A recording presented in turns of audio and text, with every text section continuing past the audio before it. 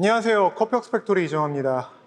지난번 영상에서 로스터리 공방 창업 시 고려해야 할 실무적인 부분에 대해 이야기할 때 제대로 된 사업 계획과 설비 투자를 위한 충분한 자본금 준비를 이야기했습니다. 하지만 그보다 더 중요한 것은 커피 로스팅을 할 수 있는가입니다. 다른 것들을 철저하게 준비해도 로스팅을 못하면 사업을 할 수가 없겠죠. 커피 로스팅에 대한 경험을 충분히 하고 로스터리를 시작하는 경우도 있지만 로스팅을 전혀 모르는 상태에서 배워서 로스터리를 시작하려는 경우가 더 많기 때문에 로스팅을 어떻게 시작할 것인가는 중요한 부분입니다. 과연 커피 로스팅을 어떻게 배울까요? 가장 많은 분들이 선택하는 방법은 독학입니다. 독학의 가장 큰 이유는 비용이죠. 표면상으로는 돈이 많이 안 들어가는 것처럼 보입니다. 하지만 독학도 꽤 많은 비용이 들어갑니다. 독학 다음으로 선택하는 방법은 의외로 학원입니다. 보통은 커피 학원에서 로스팅을 별도의 강좌로 빼거나 창업교육에 포함해서 로스팅을 가르치는 경우가 많은데 이 방법을 선택하는 분들이 꽤 있습니다. 학원을 선택하는 가장 큰 이유도 비용입니다. 빠르게 시작하고 싶은데 독학으로 하기에는 어려울 때 학원 교육 비용은 약 150만 원 정도로 저렴한 것까지는 아니지만 이 정도의 돈을 내고 배우면 기본적인 것은 충분히 배울 수 있을 것이라고 기대하는 분들이 많았습니다. 1:1 교육을 통해 로스팅 교육을 받는 경우가 가장 적습니다. 이유는 역시 비용입니다. 가장 비쌉니다. 투입 용량 6kg 이하의 샴 로스터를 기준으로 교육받는 비용은 보통 300에서 500만 원 정도입니다. 로스팅을 독학하는 것은 가능합니다. 저도 로스팅뿐만 아니라 커피에 관한 모든 것들을 독학으로 배웠습니다. 교육을 받은 적도 없고 자격증도 없습니다.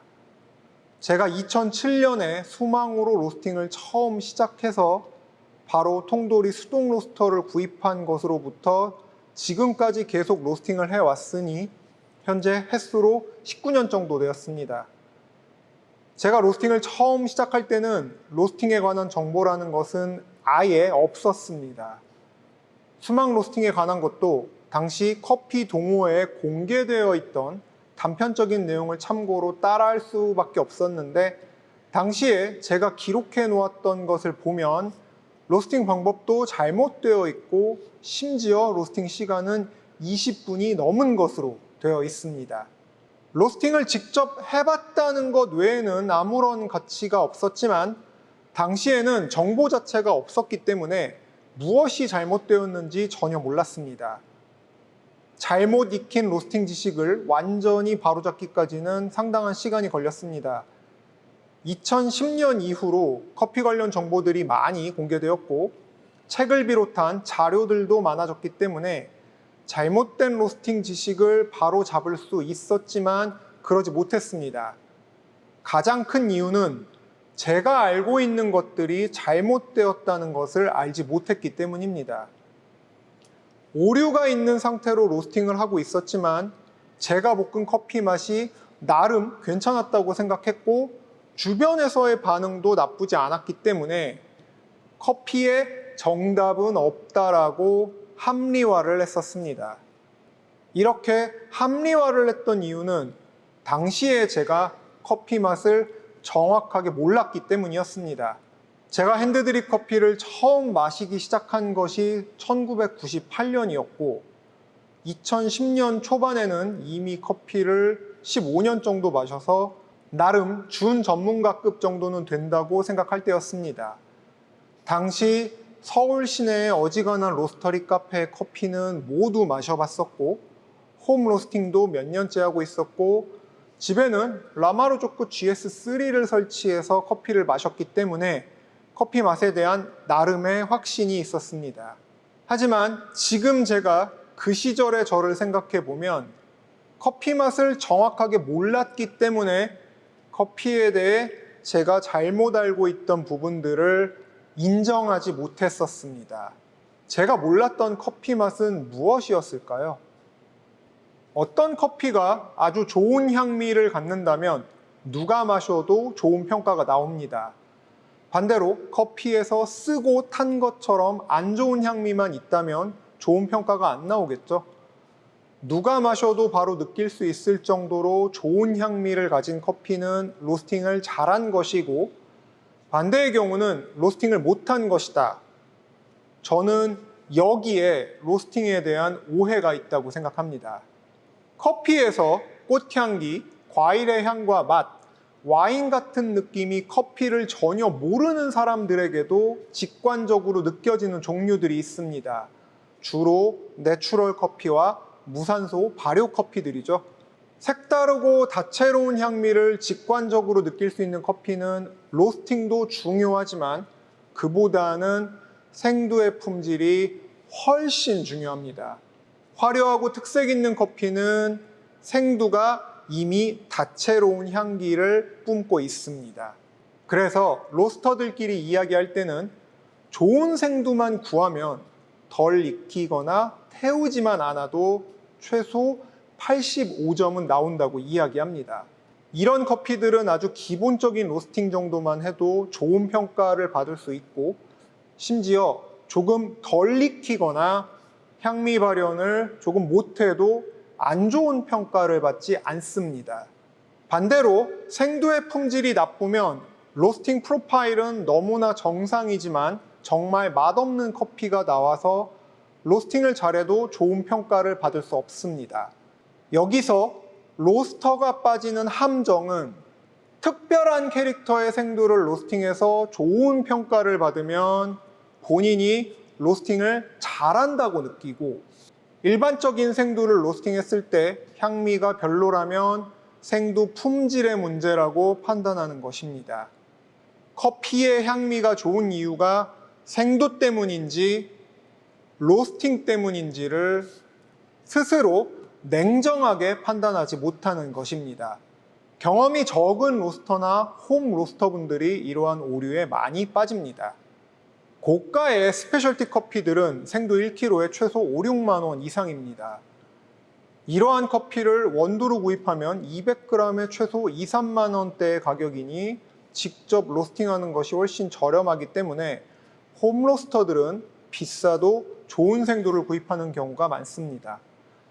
보통은 비싸고 좋은 품질의 커피일수록 섬세하고 전문적인 로스팅을 해야 한다고 생각합니다.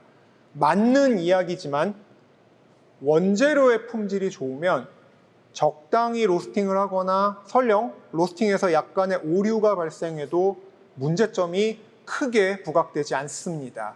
그래서 독학으로도 로스팅을 충분히 잘 할 수 있고, 홈 로스팅용 장비들도 상업용 로스팅 장비보다 크게 떨어지지 않는다고 생각하게 됩니다. 비싸고 좋은 생두 위주로 로스팅하다가 일반적인 커피를 로스팅해서 향미가 잘 안 살아나는 것 같으면 생두의 품질 때문에 어쩔 수 없다고 생각하죠. 상업적인 로스터리에서는 비싼 생두가 좋은 것은 알지만 보통 판매 단가를 맞추기 위해 커머셜 생두를 선택합니다. 커머셜 생두 로스팅에서 생두의 품질을 판단하고 최적의 로스팅 프로파일을 찾아내는 로스터로서의 능력이 드러납니다. 커머셜 생두는 1kg에 10,000원짜리가 품질은 2, 3만 원대의 스페셜티급에 필적하는 경우도 있고, 반대로 10,000원 중후반대의 프리미엄급 생두인데 향미는 그렇지 못한 경우도 있기 때문에 가성비 좋은 생두를 찾아낼 수 있어야 합니다. 그리고 커머셜 생두들은 로스터의 로스팅 실력이 그대로 드러납니다. 가성비 좋은 생두를 찾아 충분한 향미 발현을 한다면 정말 좋은 품질의 커피가 나오고, 반대로 로스팅 기본기가 부족할 경우 단점들이 그대로 드러납니다. 로스팅 기본기가 부족할 때 가장 많이 하는 실수가 흔히 로스트 언더 또는 언더 디벨롭이라고 부르는 커피를 제대로 익히지 못하는 것입니다. 자신의 로스팅 실력이 괜찮다고 생각하고 있을 때 내가 한 로스팅이 덜 익거나 덜 발현되었다는 것을 알아차리거나 인정하는 것은 정말 어렵습니다.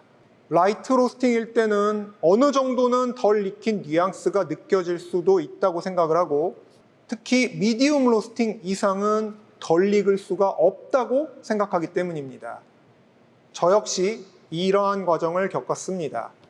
특히 중강배전의 커피가 덜 익었다는 것은 상상을 할 수 없었습니다. 처음에 이 사실을 알았을 때 오랜 시간 커피에 대한 경험이 모두 무용지물이 되는 듯한 멘붕이 왔었습니다. 결국 제 부족함을 인정하고 프로파일을 전면 수정 후 로스터를 업그레이드하고 다양한 종류를 써보는 과정에서 커피가 덜 익거나 향미가 덜 발현된다는 것이 무엇인지 알게 되었습니다. 로스팅에서 가장 중요한 것은 충분한 열량을 공급하는 것이고, 그래야 향미 발현도 잘 일어날 수 있다는 결론을 내렸습니다. 로스팅을 하는 누구나 쉽게 내릴 수 있는 결론이지만 이것을 직접 판단할 수 있느냐 없느냐가 관건이겠죠. 로스팅을 독학하는 분들은 향미가 뛰어난 커피를 로스팅하는 것에 초점이 맞습니다. 하지만 로스팅은 어떤 커피든 생두가 갖고 있는 향미를 충분하게 발현시키는 것이 가장 중요합니다. 그러기 위해서는 겉으로는 잘 된 것 같아 보이지만 열량이 충분히 공급되지 않아 덜 익거나 향미 발현이 잘 되지 않는 것이 어떤 것인지 판단할 수 있어야 합니다. 물론 잘 익고 충분히 발현된 커피도 어떤 것인지 알고 비교해봐야 합니다. 가장 좋은 방법은 본인이 완벽하다고 생각하는 로스팅 프로파일을 기준으로 대략 8개에서 10개 정도의 변형 프로파일을 만들어 동시 로스팅 후 동시 시음 비교해보는 것입니다. 변형시킬 값은 투입 온도, 시작 화력, 화력 변경 시점, 화력 변경 정도, 댐퍼가 있는 로스터라면 댐퍼의 값, 드럼의 회전수 등 다양합니다. 한 가지 값만 변형해 비교할 수도 있고 여러 값을 복합적으로 변형해 비교해 볼 수도 있습니다. 경우의 수가 상당히 많지만 이것을 직접 해보면 각 유형별로 분명한 차이점이 느껴지고 그 과정에서 자기만의 기준값을 찾을 수 있게 됩니다. 비교 로스팅을 할 때는 미디움 로스트, 대략 2차 팝 시작 부분에서 배출하는 로스팅 프로파일을 기준으로 하는 것을 권장합니다. 미디움 로스트를 정확하게 발현시킬 수 있어야 그걸 기준으로 라이트와 다크가 발현되는 시점을 알 수 있기 때문입니다. 그리고 이 모든 것을 정확하게 하기 위해서는 색도계가 꼭 필요합니다. 색도계는 상대값이고 반복해서 로스팅하다 보면 나중에는 필요 없다고 이야기하는 경우도 있는데 그렇지 않습니다. 일관된 품질의 원두를 생산하기 위해서는 색도계를 잘 활용할 수 있어야만 합니다. 색도계를 활용하는 방법은 나중에 별도의 컨텐츠로 만들어 보도록 하겠습니다. 로스팅한 커피의 관능 평가를 제대로 하기 위해서는 에스프레소 머신과 각종 추출 장비들을 구비하는 것도 필요합니다. 납품이나 판매를 위한 블렌딩을 만들었다면 가장 확실한 품질 평가는 에스프레소와 아메리카노를 만들어 보는 것입니다. 숙련된 로스터들은 커핑으로도 머신으로 추출했을 때의 결과물을 예측해 볼 수 있지만 로스팅을 배우는 사람이 커핑으로 원두의 품질을 정확하게 판단하는 것은 어렵습니다. 본격적인 로스터리들도 최종적으로 로스팅한 원두를 제대로 된 추출을 해서 품질을 판단하기 때문에 로스팅한 원두의 품질 평가는 커핑이 아닌 추출로 하는 것을 권장합니다. 결국 로스팅은 독학으로 해도 제대로 하기 위해서는 만만치 않은 비용이 들어갑니다. 또 비교 로스팅을 하면서 기준값을 찾아가는 과정은 한 번에 되는 것이 아니고 정말 오랜 시간을 들여 많은 시행착오를 거쳐야 합니다. 무엇보다 중요한 것은 본인이 로스팅한 커피를 냉정하게 평가해야 합니다. 사람은 본능적으로 자신의 일에 관대해지는 경향이 있습니다. 독학으로 로스팅을 하고 싶다면 본인이 로스팅한 커피의 단점을 찾고 원인이 무엇인지 생각할 수 있어야 합니다. 지금 내 로스팅은 부족한 점이 많다고 전제하는 것이 필요합니다. 결론은 로스팅은 독학이 가능하지만 정말 오랜 시간 동안 준비해야 하기 때문에 단시간에 로스팅을 독학으로 익혀서 로스터리 공방이나 사업을 시작하는 것은 불가능하다라고 이야기하겠습니다. 오늘 영상 여기까지입니다. 감사합니다.